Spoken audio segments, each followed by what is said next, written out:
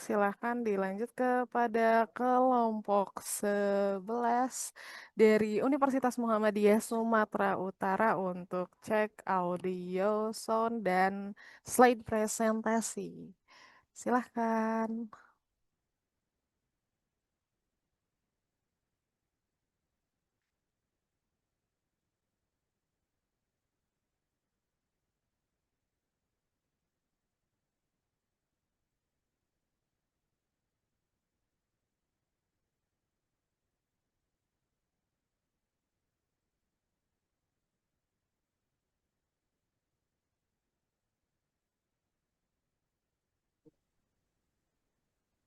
Baik, terima kasih Ibu.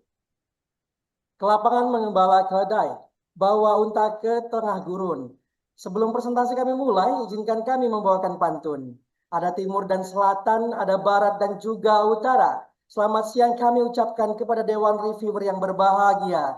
Sebelum berlayar, nakoda bijak memeriksa layar. Sebelum bertutur, insan cerdas menyiapkan sarana. Maka izinkan saya sejenak menyapa rekan saya, seraya memeriksa jaringan, menata salin dia, dan memastikan video berjalan dengan sempurna agar pesan tentang komunikasi lingkungan ini dapat berlabuh dengan indah di hati para reviewer. Untuk itu yang pertama saya sapa terlebih dahulu rekan saya. Halo Nazim, bagaimana semangat siang hari ini? Apakah suara saya terdengar dengan jelas? Semangat luar biasa, suara Anda terdengar dengan sangat jelas. Izinkan saya untuk bertanya kembali, apakah suara saya terdengar dengan jelas? Suara Anda sangat terdengar dengan jelas. Kemudian kita beralih kepada Nafis. Halo Nafis, bagaimana semangat siang hari ini? Apakah suara saya terdengar dengan jelas? Semangat luar biasa, suara Anda terdengar dengan sangat jelas. Dan saya bertanya kembali, apakah suara saya terdengar dengan jelas? Suara Anda sangat terdengar dengan jelas. Kemudian kita beralih kepada Ilham. Halo Ilham, bagaimana semangat siang hari ini? Apakah suara saya terdengar dengan jelas? Semangat luar biasa, suara Anda terdengar dengan jelas. Izinkan saya bertanya kembali, apakah suara saya terdengar dengan jelas? Suara Anda sangat terdengar dengan jelas. Kemudian yang terakhir kepada Erika. Halo Erika, bagaimana semangat siang hari ini? Apakah suara saya terdengar dengan jelas? Semangat luar biasa, suara Anda terdengar dengan jelas. Izinkan saya bertanya kembali, apakah suara saya terdengar dengan jelas? Suara Anda terdengar dengan jelas. Keberhasilan bukanlah milik mereka yang sekedar pintar. Maka itu kami minta kepada Nazim untuk mengecek salin dianya berikut dengan videonya.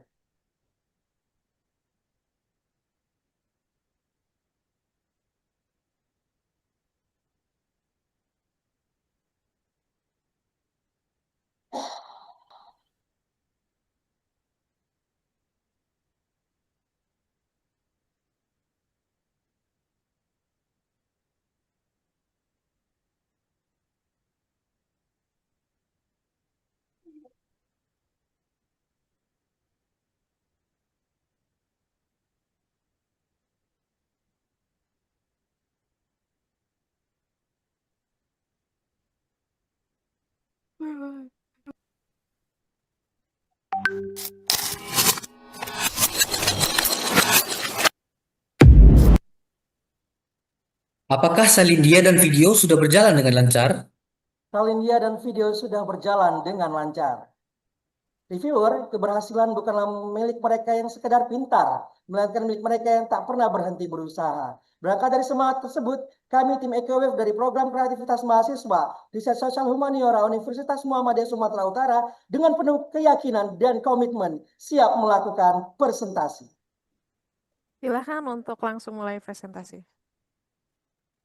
Seorang ahli lingkungan, Kapten Charles Jamal pernah mengatakan, only human create waste the nature cannot break down. Hanya manusia yang menghasilkan sampah yang tidak dapat dicerna oleh alam. Assalamualaikum warahmatullahi wabarakatuh. Salam Om Swastiastu, Namo Buddhaya, salam kebajikan. Horas, macua cua, ancuan cua, ahoy, oi dun sana. Kami, tim EcoWave PKM Riset Sosial Humaniora, Universitas Muhammadiyah Sumatera Utara, dengan bangga mempersembahkan.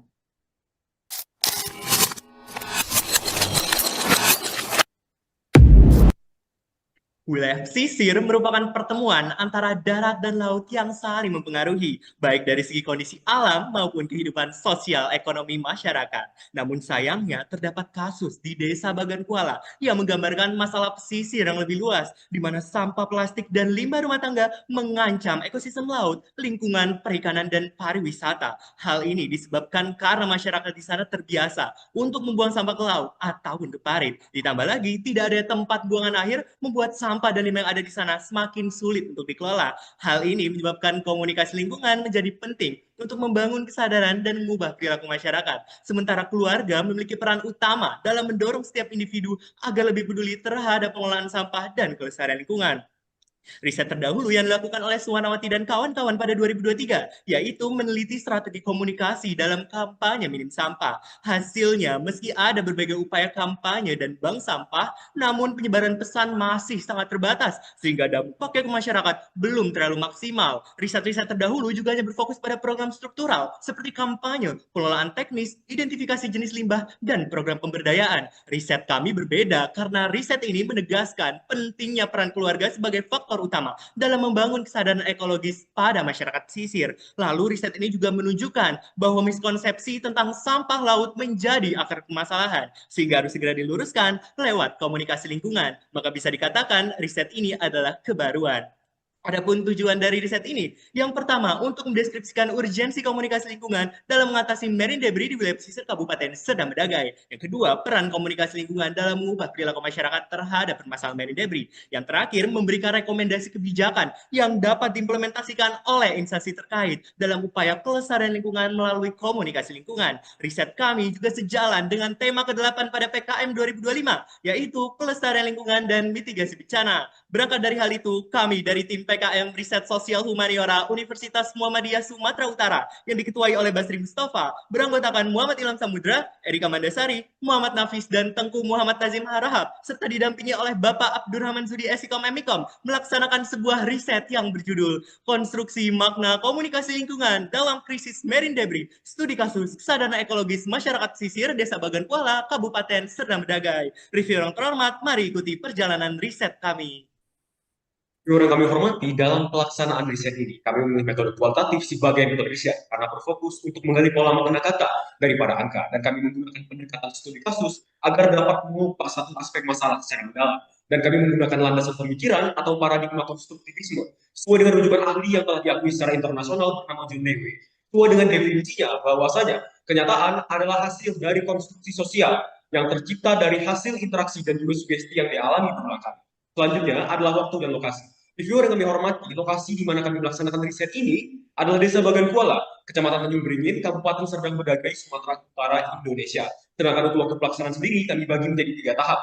Yang pertama adalah tahap persiapan pada bulan Juli 2025, kemudian tahap riset pada bulan Agustus 2025, dan yang terakhir adalah tahap penyusunan hasil, mulai dari rentang bulan Agustus hingga September 2025. Selanjutnya, untuk mencapai hasil yang menyeluruh dan mendalam atau komprehensif dan inklusif, kami mengikut sertakan total 28 informan riset yang terdiri dari berbagai latar belakang, terdiri atas kepala desa, tokoh masyarakat, perangkat desa, tenaga pendidik, masyarakat lokal, dan aktivis lingkungan desa.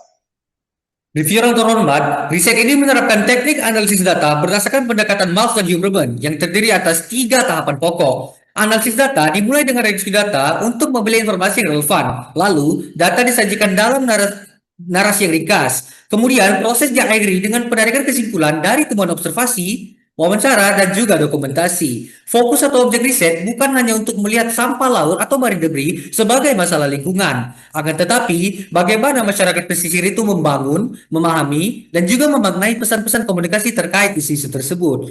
Kerangka teori yang kami gunakan di dalam riset ini terdiri dari 2 teori komunikasi. Yang pertama ialah komunikasi lingkungan dari Alexander dan Hafid. Komunikasi lingkungan membentuk kesadaran dan tindakan yang kolektif dengan fungsi menginternalisasi nilai keberlanjutan, membangun visi bersama, serta mendorong partisipasi aktif masyarakat pesisir dalam pengelolaan sampah laut. Yang kedua ialah pola komunikasi keluarga dari Corner dan Fitzpatrick. Teori ini menjelaskan bahwa pola komunikasi keluarga berperan penting dalam membentuk sikap dan perilaku anak, termasuk di dalam kesadaran lingkungan. Keluarga dengan percakapan yang lebih terbuka cenderung untuk lebih efektif menanamkan nilai ekologis dibandingkan dengan keluarga yang memiliki interaksi yang lebih minim.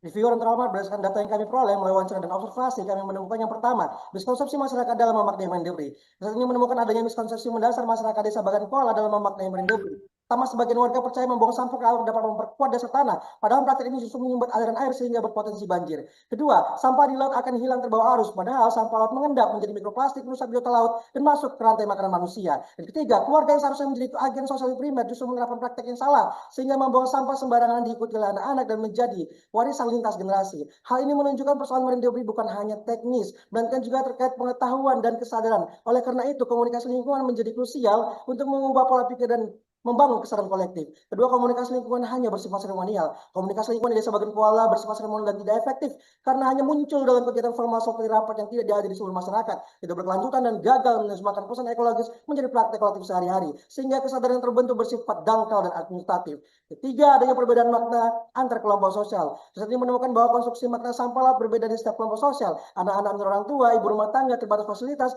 perangkat desa sebatas administratif, sementara aktivis memiliki kesadaran tertinggi. Perbedaan ini membuat komunikasi lingkungan terfragmentasi, karena itu dibutuhkannya komunikasi lingkungan yang inklusif, merata, dan partisipatif. Keempat, pelaku dependensi model masyarakat desa Bagan Kuala. Masyarakat desa Bagan Kuala hanya cenderung mengelola sampah saat mendapatkan pendamping dari pihak luar seperti program KKN. Setelah pendampingan berakhir, kepedulian menurun sehingga kesadaran lingkungan bersifat sementara. Akibatnya, permasalahan sampah laut terus berulang karena pelaku tidak mengalami perubahan berkelanjutan. Review yang terhormat, kami memiliki dua manfaat riset. Yang pertama, secara akademis, memberikan unsur kebaruan inovatif dalam bidang komunikasi dan memperkaya literatur akademis tentang strategi komunikasi lingkungan. Yang kedua, secara teknis, memberikan dasar dalam merancang program kebijakan pemerintah terkait penegakan aturan masalah sampah laut dan menggunakan komunikasi lingkungan sebagai proses strategis dan rencana untuk mendukung kebijakan dan implementasi proyek. Kami juga telah menyusun artikel ilmiah dan telah memperoleh letter of acceptance untuk penerbitan pada jurnal yang terkini Sinta. Sementara itu kami juga telah memperoleh hak kekayaan intelektual. Riset ini telah menghasilkan policy brief yang telah disusun dan akan diserahkan kepada Badan Perencanaan Pembangunan Daerah, Penelitian dan Pengembangan Kabupaten Sedang Bedagai sebagai rekomendasi kebijakan dalam menekankan pentingnya komunikasi lingkungan yang partisipatif dan berkelanjutan di Desa Bagan Kuala. Reviewer yang terhormat, riset kami juga kami publikasikan ke beberapa media massa. Berkat kerjasama tim yang baik, dibantu dengan dosen pembimbing Dewan Perwakilan yang kami hormati, capaian riset kami menjadi 90% dengan laporan kemajuan, laporan akhir, artikel ilmiah, dan akun media sosial yang selalu mengunggah konten wajib setiap tanggal peraturannya. Selanjutnya adalah tahap selanjutnya. Untuk jangka pendek, yang pertama adalah penyelesaian laporan akhir kegiatan, yang kedua penyerahan draft polisi brief kepada Bapeda Litbang Kabupaten Serdang Bedagai, dan yang terakhir penuntasan pembuatan konten tambahan edukasi lingkungan. Dan untuk jangka panjang adalah membangun kolaborasi berkelanjutan dengan pihak desa dan Bapeda, yaitu penyelenggaraan program lokakarya guna peningkatan kesadaran ekologis. Selanjutnya adalah penggunaan dana riset kami adalah sebagai berikut. Riset ini melibatkan banyak pihak sehingga kami banyak-banyak mengucapkan terima kasih kepada semua pihak yang telah memberikan dukungan dan bantuan, terkhusus kepada Kementerian Pendidikan Tinggi, Sains dan Teknologi beserta jajaran. Dan tidak lupa kami juga mengucapkan terima kasih kepada Universitas Muhammadiyah Sumatera Utara yang selalu meraih prestasi junjungan masa depan dunia dan harapan. Dan juga kami berterima kasih kepada host dan reviewer yang terhormat. Peduli lingkungan, peduli kehidupan, satu tindakan kecil, satu kontribusi besar untuk bumi. Wassalamualaikum warahmatullahi wabarakatuh.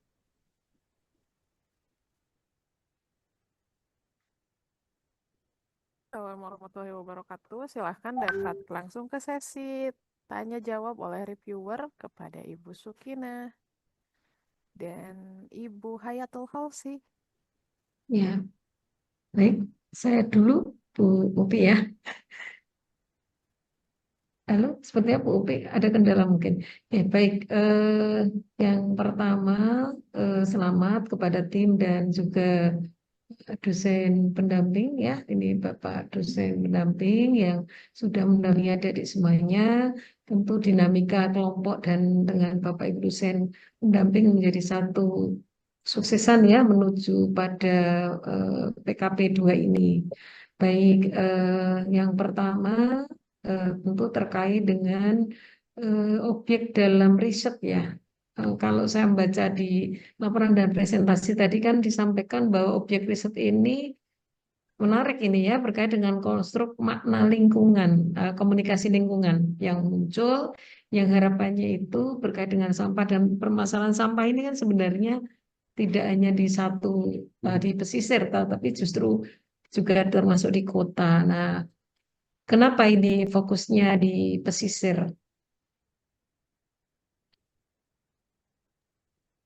Baik Baik Ibu, Ibu, kami memilih Desa Bagan Kuala sebagai lokasi riset karena wilayah ini merupakan desa pesisir yang cukup rentan terhadap persoalan sampah laut, Ibu. Aktivitas masyarakat yang masih sangat dekat dengan laut, lalu keterbatasan fasilitas dalam pengelolaan sampah, serta kami menemukan adanya miskonsepsi terkait pembuangan sampah, menjadikan Bagan Kuala relevan sebagai lokasi riset. Selain itu, desa ini juga memiliki dinamika sosial yang kuat, sehingga sangat tepat untuk meriset bagaimana keluarga dan komunitas berperan sebagai agen perubahan perilaku lingkungan.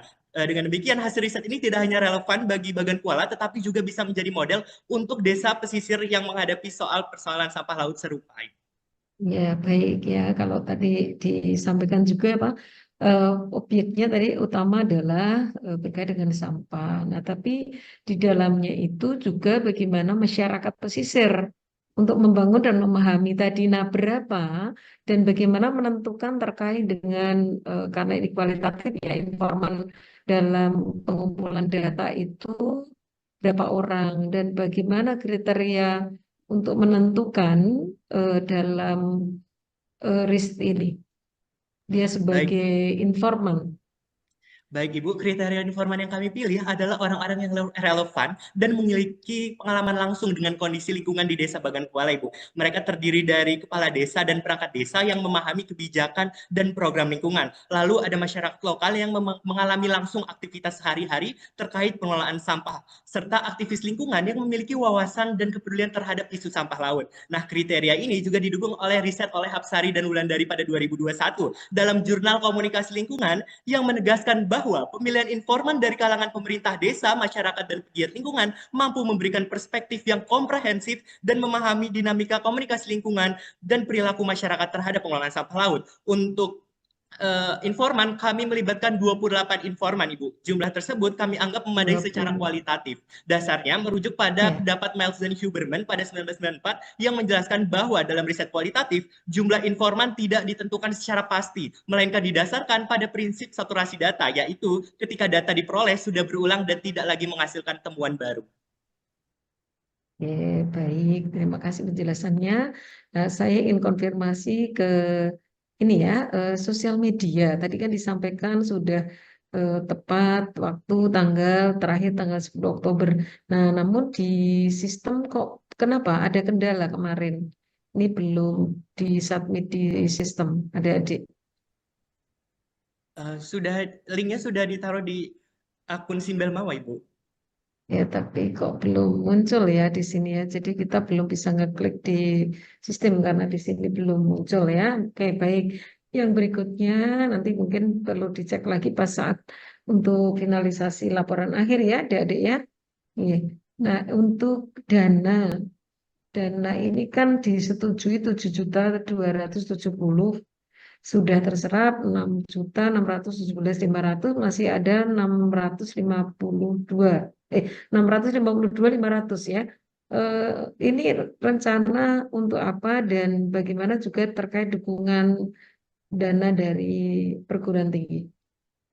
Baik Ibu, untuk dana yang kami gunakan itu sebesar 6.617, tersisa 653.000 Ibu. Akan kami gunakan untuk menyelesaikan sisa kegiatan, 10% kegiatan akhir dari keseluruhan riset Ibu. Lalu sisa dana tersebut akan kami alokasikan untuk kebutuhan yang berkaitan langsung dengan penyelesaian riset ini, seperti alat tulis mendukung untuk menyusun laporan akhir, serta pengayaan referensi literatur dan akses data tambahan agar hasil riset kami lebih lengkap dan lebih akurat.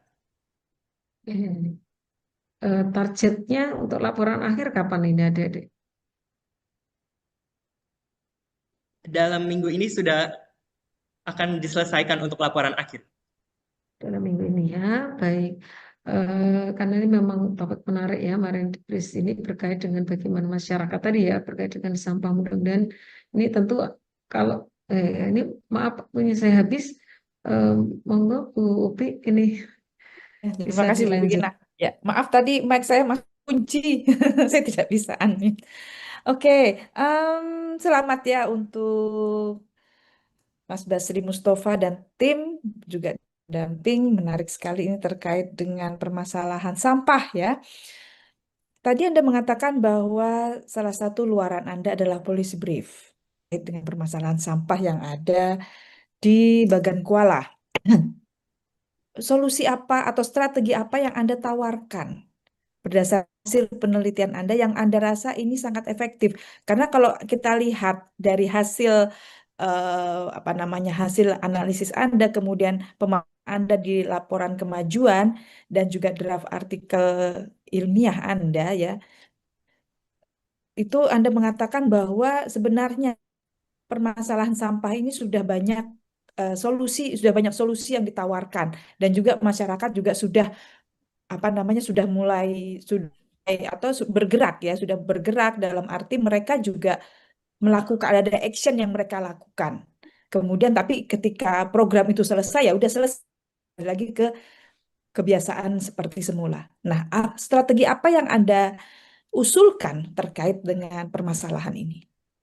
Oke, baik Bu. Jadi strategi atau bisa dibilang solusi yang ingin kami usulkan untuk Desa Bagan Kuala itu terletak pada policy brief kami, yang sudah tentu mengusulkan perubahan strategi komunikasi lingkungan guna mengatasi krisis sampah laut atau marine debris di Desa Bagan Kuala tersebut. Berdasarkan dari temuan riset kami, solusi yang ditawarkan adalah kerangka tata kelola komunikasi lingkungan partisipatif dengan 4 rekomendasi kebijakan utama yang akan saya bacakan. Jadi yang pertama ialah penguatan tata kelola komunikasi lingkungan. Ini kami akan membentuk rencana aksi komunikasi di tingkat kabupaten dan forum komunikasi lingkungan di tingkat desa untuk memastikan penyampaian pesan lingkungan yang konsisten, terstruktur, dan juga terukur. Yang kedua ialah penguatan kolaborasi dan partisipasi masyarakat. Kami akan memfasilitasi jaring kolaboratif antar pemangku kepentingan dan mengangkat mediator lingkungan untuk memastikan pesan dapat dipahami oleh semua kalangan. Yang ketiga ialah integrasi lingkungan dengan ekonomi desa. Kami akan memasukkan program pengelolaan sampah ke dalam perencanaan pembangunan desa dan mengaitkannya dengan strategi ekonomi, seperti pengolahan sampah menjadi produk kreatif untuk pemberian insentif dana desa hijau. Yang keempat dan yang terakhir ialah penguatan pendidikan dan literasi ekologis berbasis keluarga. Kami akan mengembangkan program sekolah keluarga hijau sebagai edukasi informal untuk menanamkan nilai cinta lingkungan dan pengelolaan sampah rumah tangga demi memperkuat kesadaran ekologis dari dalam serta tanggung jawab kolektif. Ya, oke. Nah, kemudian policy brief itu akan Anda kirim kemana? Baik Ibu, Di sini Ibu ingin policy brief menjawab, ini- rencana tahapan selanjutnya kami akan mengirim policy brief kepada pemerintah setempat termasuk Bapet Dalitbang, dan kami akan menjadikan dasar kebijakan nyata di daerah, dan kami juga akan membuat konten edukasi untuk menyebarkan pengetahuan tentang pentingnya menjaga lingkungan marine debris. Itu fungsi pertama kami mengirim kepada Bapet Dalitbang. Oke. Waktunya telah habis. Oh, Mohon maaf ya. ya, Kita selamat ya. lanjut ke Terima kasih. Terima kasih. Terima kasih, Bu. Terima 12. kasih. Mohon maaf, sudah habis waktunya. Kita lanjut Oke. ke kelompok 12. Silahkan ke Universitas Pelita Harapan untuk cek audio, sound, dan slide presentasi.